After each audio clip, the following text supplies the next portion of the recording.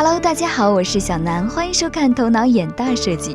当下滑板鞋和旱冰鞋作为一种很潮流的娱乐工具，深受年轻人喜欢。但玩过的人都知道，他们在很多方面还是有区别的。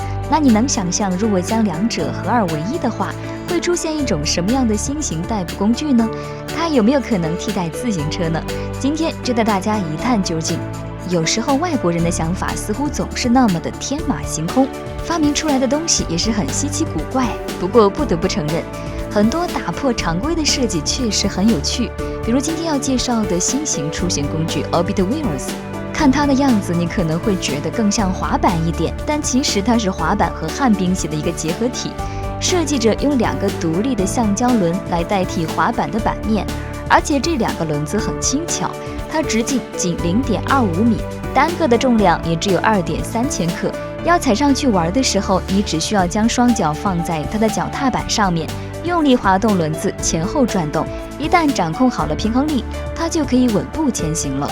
不过它走路方式有点像螃蟹，是横着走的，真是不要太横行霸道了呀！这样如此有科技感的出行工具，相信在大街上会很酷炫、很拉风的。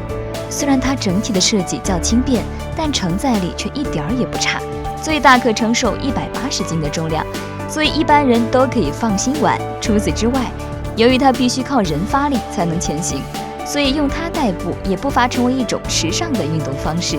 当然，它如此有设计感又好玩，价格自然也不会低。不知道到时候会有多少人愿意买呢？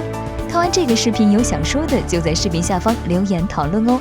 视频元素来自互联网，由头脑眼大设计剪辑制作。欣赏最新奇的创意生活，请关注头脑眼大设计。